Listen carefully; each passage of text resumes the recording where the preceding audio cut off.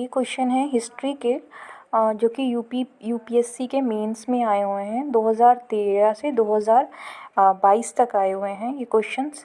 और इसमें हम देखते हैं कि 2022 में देखिए दो क्वेश्चन पूछे हैं हिस्ट्री से, 2021 में 3, 2020 में 2, 2019 में 4, 18 में 1, 17 में 5, 16 में 3, 15 में 2, 14 में 3 और 2013 में 3।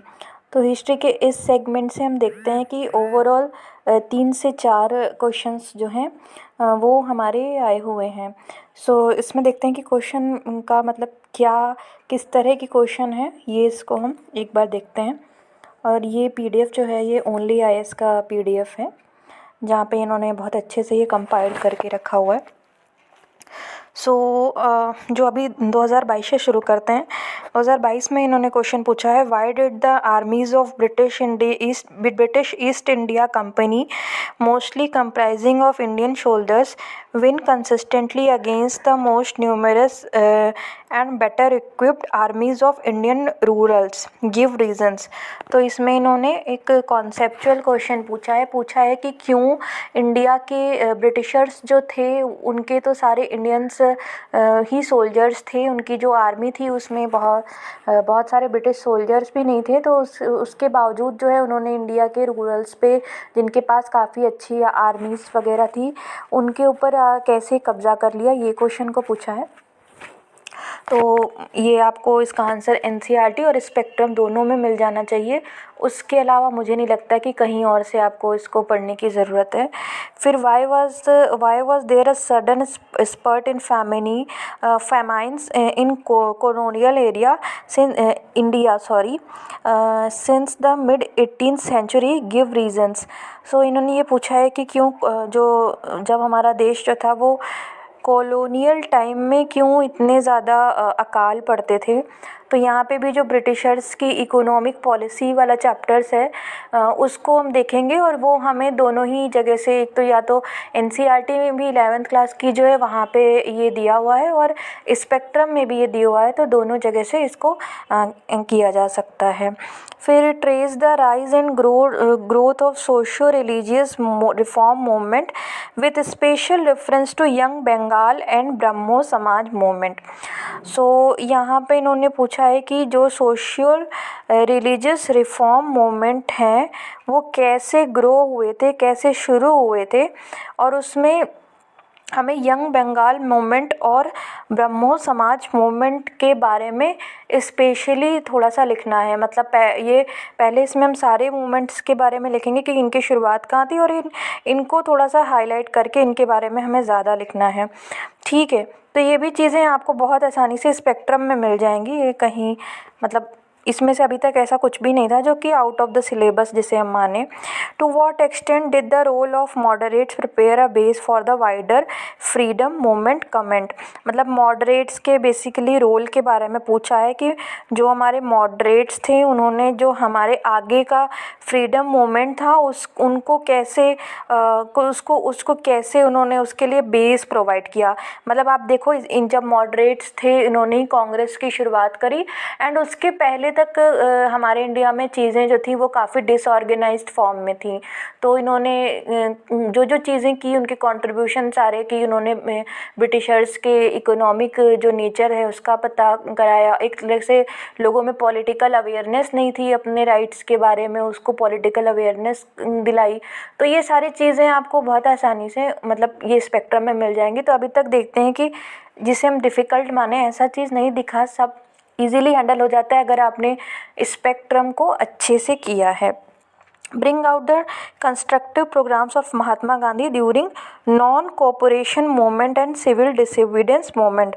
सो मतलब जैसे कि महात्मा गांधी जी जो थे जब ये नहीं चल रहा होता था, जब मूवमेंट को ये वापस ले लेते थे, तो उस टाइम पे ये वो करते थे, मतलब कंस्ट्रक्टिव प्रोग्राम करते थे जहाँ पे वो हरिजन लोगों की सेवा करते थे जाके, और भी साफ़ सफाई से संबंधित काम करते थे। तो मतलब उसमें ये पूछा है कि ऐसे कौन कौन से काम गांधी जी करते थे और उनकी इम्पोर्टेंस क्या थी, क्यों करते थे वो, ये चीज़ भी बतानी होगी। तो ये क्वेश्चन है, evaluate the policy of Lord Curzon and their long term implication on national movement. तो मतलब यहाँ पे लॉर्ड कर्जन की जो नीतियाँ थी और उनका हमारे नेशनल मूवमेंट पे क्या प्रभाव पड़ा था, ये बताना है। Since the decade of 1920s, the national movement acquired various ideological strands and thereby expanded its social base. Discuss. तो यहाँ पे ये बताना है कि जो हमारा नेशनल मूवमेंट था, मतलब 1920 के बाद में यहाँ पे कई सारे आइडियोलॉजिकल अलग अलग तरह के तबके देखने को मिलते हैं, और मतलब उन आइडियोलॉजिकल डिफरेंसेस की वजह से जो अलग अलग आइडियोलॉजिकल लोग मतलब पहले देखिए, सबसे पहले तो केवल एक कांग्रेस थी एंड जो मतलब एक संगठित रूप उसी का था। फिर बाद में हमारे नरम दल गरम दल कांग्रेस का डिवीज़न होता है, एंड उसके बाद में और भी कई सारी चीज़ें आती हैं, जैसे कि क्रांतिकारी मूवमेंट आपके बाद में आने लगते हैं, और और इंडिया से बाहर भी क्रांतिकारी मूवमेंट होते हैं यहाँ पे, जैसे मास्टर सूर्य सेन और इस तरह की कई सारी चीज़ें। और इसके अलावा फॉरवर्ड ब्लॉक बनाते हैं नेताजी सुभाष चंद्र बोस। इसके अलावा और भी कई सारी जो पार्टीज़ थी वो बनती हैं, स्वराज पार्टी का निर्माण होता है। तो इस तरह से इस तरह से सोशल बेस जो था वो बड़ा होता जाता है, जहाँ पे पहले केवल कुछ ही लोग, उसमें लिमिटेड लोग थे जो कि पढ़े लिखे मध्यम वर्ग थे। बाद में इसका जो दायरा था वो बढ़ता जाता है, तो उसी को बेसिकली आपको अच्छे से करके एक स्ट्रक्चर्ड वे में लिखना होगा। फिर इसके बाद आता है The 1857 uprising was the accumulation of recurring big and small rebellions that had occurred the preceding 100 years of British rule elucidate। तो यहाँ पे हमें ये दिखाना है कि जैसे जो 1857 का रिवोल्ट था, वो उसके पहले जितने भी इंडिया में छोटे छोटे लोकल लेवल पे विद्रोह हो रहे थे, तो उनको सबको उन सब विद्रोह को एक संगठित रूप देने का काम 1857 ने किया था। तो उन सारे जो विद्रोह थे उनके बारे में हमें थोड़ा थोड़ा सा लिखना है यहाँ पे। Examine the linkages between 19th century's British Renaissance and Indian Renaissance and emergence of national identity। So कैसे रेनेसा का जो इफ़ेक्ट था, जो मतलब जैसे राजा राम मोहन रॉय थे एंड इसी समय में ईश्वर चंद्र विद्यासागर थे, तो इन लोगों ने जो रेनेसा मतलब वही जो सोशल रिफॉर्म मतलब के बारे में बात करी, या मतलब एक तरह से जो एक आइडिया हमें मिला, इन लोगों ने विदेशी शिक्षा को प्राप्त किया, तो उससे जो आइडिया मिला, तो उससे इंडिया की नेशनल आइडेंटिटी कैसे बनी, इस पे ये क्वेश्चन है। फिर many voices had strengthened and enriched the nationalist movement during the Gandhian phase elaborate. तो यहाँ पे हम देख रहे हैं कि 2019 में भी कुछ ऐसी ही चीज़ पूछी है, और यहाँ पे जैसे हमने ये वाला क्वेश्चन देखा था कि जो सोशल बेस था वो बड़ा हो गया था, क्योंकि डिफरेंट स्ट्रेंथ बन गए थे। क्वेश्चन यहाँ पे कहाँ था, ये देखिए 2019 और 20 में लगभग एक ही जैसे सवाल हैं ये, कि यहाँ पे कई तरह के मतलब नेशनलिस्ट मूवमेंट में कई सारे लोग, कई सारे तबके जुड़ गए। ये दोनों सवाल लगभग एक जैसे हैं। तो कई बार यूपीएससी में टॉपिक सेम रहते हैं पर उनका पूछने का तरीका बदल जाता है, इसीलिए PYQs को करना और उन टॉपिक्स पे अपनी पकड़ बनाना बहुत ज़रूरी होता है। Assess the role of British imperial power in complicating the process of transfer of power during the 1940s। तो 1940s के बाद में जितना भी चीज़ें हुई, शिमला एग्रीमेंट हुआ एंड जब क्रिप्स मिशन आया था, एंड जितने भी चीज़ें 1940s के बाद में ब्रिटिशर्स ने किया कि पहले डोमिनियन स्टेटस देंगे, उनका यही तरीका था। फिर बाद में धीरे धीरे करके कैसे वो फ्रीडम दिए हैं, तो उस पूरी प्रोसेस को यहाँ पर आपको बताना है कि कैसे मतलब उनके रोल को, कि उन्होंने चीज़ों को कितना मतलब हम तो एक पूर्ण स्वराज की मांग को कब से मान रहे थे, लाहौर सेशन में ही हमने पूर्ण स्वराज की मांग को माना था, तब से हम उसी को मांग रहे थे, लेकिन 1940 तक भी वो डोमिनियन स्टेटस ही दे रहे थे। तो कैसे वो कोशिश करते हैं कि हमें पूर्ण तरह से आज़ादी नहीं दें, तो और इसके लिए वो प्रोसेस को डिफ़िकल्ट बनाते हैं। तो वो जो चीज़ें थी, जैसे क्रिप्स मिशन का आना और उन्होंने जो कुछ किया, उसके बाद की चीज़ें, उस प्रोसेस को दिखाना है यहाँ पे। तो वो चीज़ें थोड़ी याद होनी चाहिए थोड़ा सा पॉइंट में कि हाँ उन्होंने ये करा था, उनके ये फीचर्स थे। तो ये स्पेक्ट्रम से भी ये सवाल हो जाएगा आराम से।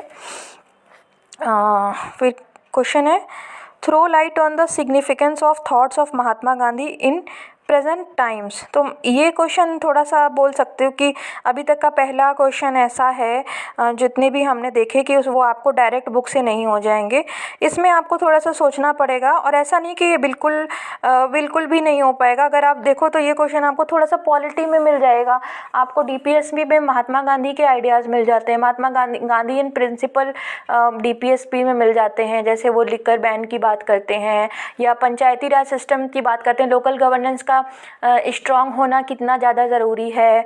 एंड वो और भी इस तरह से बहुत सारी चीज़ें हैं। जैसे आजकल सीएसआर का कॉन्सेप्ट आया है जहाँ पे कंपनीज़ जो होती हैं वो लोगों को चैरिटी के लिए मतलब अपने कुछ हिस्सा सोशल वर्क के लिए देती हैं। तो वो गांधी जी ने पहले ट्रस्टीशिप का कॉन्सेप्ट दिया था, तो उससे मिलता जुलता है इस तरह से। या एथिकल एरिया में हम देखें तो गांधी जी बोलते थे कि मतलब अपनी नीड को हमें मतलब सिंपल तरीके से रहना चाहिए। या एनवायरनमेंट की बहुत बड़ी प्रॉब्लम है आज के टाइम पे, एनवायरनमेंट में मतलब इतनी समस्या है, ग्लोबल वार्मिंग या climate change is the biggest global issue. उसको गांधी जी जैसे बोलते थे कि हमारी लाइफ स्टाइल सिंपल होनी चाहिए, हमें अपनी नीड के अकॉर्डिंग चलना चाहिए, वो चीज़ें हैं। या रूरल डेवलपमेंट की बात करते थे वो, जैसे कि अभी हमने कोविड के टाइम पे जो देखा कि मज़दूरों के साथ इतना गलत हुआ, क्योंकि वो शहरों में जाके जॉब ढूंढ रहे हैं, उनको उनके गांव में जॉब्स अवेलेबल नहीं है, तो वो ग्रामीण व्यवस्था के लिए। तो ये क्वेश्चन होगा आपसे, लेकिन थोड़ा सा ये सोच के होगा, बट डूएबल है, ठीक है। फिर why did the moderates fail to carry conviction with the nation about the proclaimed ideology and political goals by the end of 19th century? Why did the moderates fail to carry conviction with the nation about the proclaimed ideology and political goals by the end of 19th century? So मतलब इसमें ये पूछा है कि जो मतलब moderates थे उनकी 19th सेंचुरी के बाद में जो उनके पॉलिटिकल गोल्स और जो आइडियोलॉजीज़ थी, जैसे कि 1985 में कांग्रेस फॉर्म होती है, लेकिन वो उसको एक नेशनल आइडेंटिटी के रूप में मतलब लेके नहीं आ पाते हैं, या उनका जो पॉलिटिकल गोल्स थे उसके बारे में उनका एक क्लियर नहीं रहती है। वो आगे जाके वो अपनी जो डिमांड होती है उसमें क्लैरिटी नहीं आ पाती है। तो ये क्वेश्चन इन्होंने पूछा है। तो बेसिकली मॉडरेट्स के कमियों के बारे में ये क्वेश्चन है, उनका हमें एक तरह से क्रिटिकल इवैल्यूएशन करना है, लेकिन पूरी तरह से क्रिटिकल नहीं करना है, हमें यहाँ पे उनके पॉजिटिव साइड्स भी बताने हैं। ये क्वेश्चन थोड़ा सा मतलब समझने में टाइम लगेगा, बट ये भी स्पेक्ट्रम से हो जाएगा अगर हम उनको क्रिटिकल वे में मतलब हमें उनकी कमियों को पता है, ठीक है। फिर उसके बाद आता है examine how the decline of traditional artisanal industry in colonial India crippled the rural economy। फिर ये पूछा है कि जो जैसे ये भी स्पेक्ट्रम से आराम से हो जाएगा, जहाँ पे ये पूछा है कि जो ब्रिटिश पॉलिसी थी, इकोनॉमिक पॉलिसी थी, कैसे उन्होंने पूरी तरह से जो इंडिया की हस्तकला थी इसको ध्वस्त कर दिया, कैसे उन्होंने जो अपने ही गुड्स को एक तरह से को प्रमोट किया और इंडिया को केवल मार्केट बना के रख दिया। ये पूरी उनकी इकोनॉमी जो थी मतलब इकोनॉमिक पॉलिसी जो थी उसकी वजह से इंडिया को काफ़ी ज़्यादा लॉस हुआ, इंडिया की इकोनॉमी को। तो इसको बताना है, ये भी आपका स्पेक्ट्रम से हो जाएगा। The women's questions arose in modern India as part of the 19th century social reform movement. What were the major issues and debate concerning women in that period. So महिलाओं के लिए क्या क्या उस समय में जो चीज़ें थी उस समय के सोशल रिफॉर्म मूवमेंट्स में, जैसे जिस समय जैसे उनकी शिक्षा का मुद्दा था, सती प्रथा था और बाल विवाह था, ये सारी चीज़ें थी उस समय में। तो वही मतलब उन्हीं मुद्दों को बताना है और उस समय में क्या क्या रिफॉर्म मूवमेंट में किन किन लोगों ने प्रयास किए उनके नाम को मेंशन कर देना है। तो ये भी एक इजी क्वेश्चन है जो कि इजीली आपने अगर स्पेक्ट्रम को अच्छे से पढ़ा है तो हो जाएगा। Highlight the importance of the new objectives that got added to the vision of Indian independence since 20s of the last century। highlight the importance of the national objectives that got added to the vision of Indian independence since 20s of last century. मैं इस question को हिंदी में पढ़ के समझ पाऊँगी, अभी मुझे ये क्वेश्चन थोड़ा समझ में नहीं आ रहा है. Explain how the uprising of 1857 constitutes as important watershed in the evolution of British policy towards colonial India. इसमें ये बताना है कि explain how the uprising of 1857 constitutes an important watershed in the evolution of British policies toward colonial India. अच्छा, तो जैसे 1857 का जो रिवोल्ट हुआ था उसके बाद ब्रिटिशर्स को पता चला कि हाँ भाई अगर हम मतलब इस हमारी जो पॉलिसीज़ हैं इसकी वजह से इंडियंस एकजुट हो रहे हैं और वो हमें चैलेंज कर सकते हैं. तो उसके बाद से ब्रिटिशर्स ने काफ़ी सारे चेंजेस किए अपनी पॉलिसीज़ में, जो कि 1858 के एक्ट से आया था. उन चीज़ों को यहाँ पे हमें मेंशन करना है और इसीलिए उस रिवोल्ट के बाद से काफ़ी सारी चीज़ें चेंज हुई, वो हमें लिखना है. ये भी आपका इजीली स्पेक्ट्रम से हो जाएगा. Discuss the role of women in freedom struggle specially during the Gandhian phase. तो गांधीयन फेस में जो फ्रीडम स्ट्रगल में महिलाओं का रोल था उसके बारे में लिखना है. तो ये भी हो जाना चाहिए स्पेक्ट्रम से आराम से. इसमें जो भी महिलाएं थी उस समय गांधीयन फेस में, आप इसको मोमेंट वाइज लिख सकते हो कि जैसे स्वदेशी मूवमेंट में कौन कौन सी महिलाएं थीं, एंड उसके बाद सिविल डिसोबीडियंस मूवमेंट में कौन सी थी, नॉन कोऑपरेशन मूवमेंट में कौन सी थी, क्विट इंडिया मूवमेंट में कौन सी थी. इस तरह से भी मोमेंट वाइज भी लिखा जा सकता है.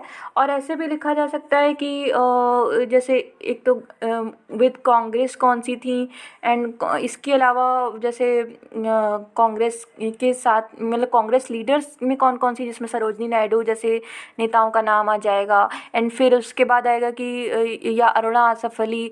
फिर उसके बाद कि हम बोल सकते हैं कि उसी समय में ही गांधीयन फेस में ही तो वो सभी हो रहा था, क्रांतिकारी तो मोमेंट हो रहे थे. तो कल्पना दत्त और इन सारे लोगों का जो कि उनके साथ में थी, जो मास्टर थे सूर्य सेन, उनके साथ में. तो उस समय इन महिलाओं का रोल भी था. फिर एक इंडिपेंडेंट भी कुछ रोल्स थे जैसे कि रानी गाइडेलियो थी. तो इस तरह से भी हम कैटेगराइज करके कर सकते हैं. ठीक है. फिर highlight the difference in the approach of Subhash Chandra Bose and Mahatma Gandhi in the struggle of freedom. So यहाँ पे सुभाष चंद्र बोस और महात्मा गांधी की के जो आइडियोलॉजीज़ हैं उसमें डिफरेंस को पूछ रहे हैं. तो ये एक इजीली ये क्वेश्चन हो जाना चाहिए था. How different would have been the achievement of Indian independence without Mahatma Gandhi. Discuss. So इसमें ये थोड़ा सा सोचने वाला क्वेश्चन है. ये डायरेक्ट क्वेश्चन नहीं हो पाएगा कि, लेकिन इसको भी आराम से अगर आप सोच के करेंगे तो ये भी हो जाएगा कि इंडिया का जो इसमें बेसिकली हमें क्या करना है कि गांधी जी के कंट्रीब्यूशन के बारे में लिखना है. गांधी जी के जो बेसिक आइडियाज़ थे, जो बेसिक चीज़ें थी वो लिखनी है. और उनका कंट्रीब्यूशन मेनली तो ये था कि उन्होंने पूरे भारत को एकजुट किया. इसके पहले तक हम इतना ज़्यादा लार्ज स्केल पे हम साथ में नहीं थे. यानी उसमें महिलाएं भी हैं, किसान भी हैं, मजदूर भी हैं. तो पूरे जो सोशल आइडेंटिटीज़ हैं डिफरेंट उनको उन्होंने एक साथ में लिया. तो ये एक चीज़ इसको हम मेंशन कर सकते हैं. इसके अलावा जो उनका एक आइडिया था कि ऐसा तो नहीं था कि सिर्फ आज़ादी ही लेनी है, मतलब उनका एक तरीका था कि हमें एक प्रॉपर पीसफुल तरीके से लेनी है. तो वो चीज़ है. एंड सेकेंडली था कि हमने इतना टाइम लगा के हम पूरे आइडियोलॉजी के साथ में लिए हैं तभी हम सस्टेन भी कर पाए हैं. क्योंकि हम वो जब पूरे फ्रीडम स्ट्रगल में ये बात इनग्रेंड हो गई कि हमको जो अपनी आज़ादी लेनी है वो उसका मतलब क्या है और उसके बाद में क्या है. ऐसा नहीं हुआ कि जैसे बहुत सारे लोग भी उस समय आज़ाद हुए तो उनके यहाँ तानाशाही आ गई या कुछ ऐसा. यहाँ हमारा चीज़ें काफ़ी ज़्यादा डेमोक्रेटिक, जो इसका सोल थी फ्रीडम मूवमेंट की, वो गांधी जी के डायरेक्शन की वजह से आई थी, जो कि आगे भी चलती रही. सो ये एक चीज़ हुई इसकी. एंड फिर उसके बाद आता है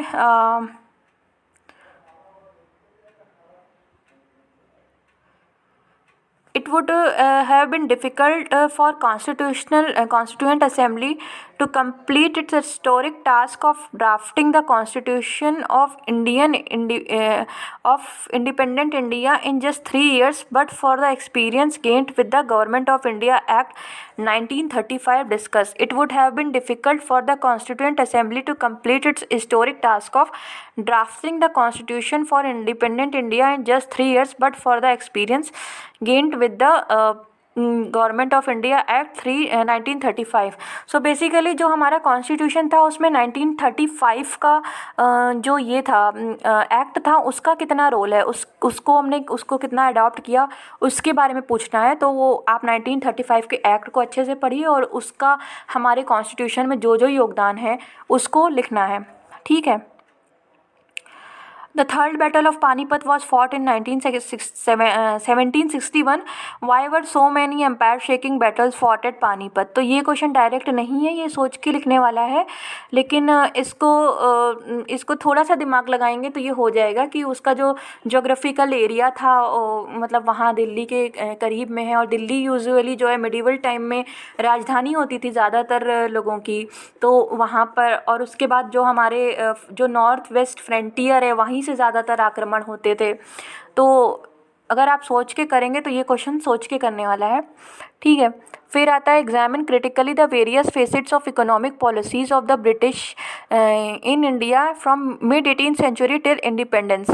तो ब्रिटिशर्स की इकोनॉमिक पॉलिसीज़ के को इवेल्युएशन करना है। इसमें अगर क्रिटिकली इवेल्युएट करना है तो भाई मतलब एग्जामिन करना है, तो एग्जामिन में मैं उसके प्रोज और कॉज दोनों देखने होंगे, कुछ अच्छी कुछ बातें दोनों देखनी होंगी, लेकिन क्रिटिकली शब्द बोला है तो हमें ज़्यादा ही आलोचनात्मक रूप से देखना होगा, ठीक है। ये भी मतलब आपका स्पेक्ट्रम से आसानी से हो जाएगा क्योंकि यहाँ पे भी आपको फैक्ट्स पता होंगे। In what ways did the naval mutiny prove to be the last nail in the coffin of British colonial aspirations in India. तो ये लास्ट की जो नेवल म्यूटिनी थी उसके बारे में पूछा है।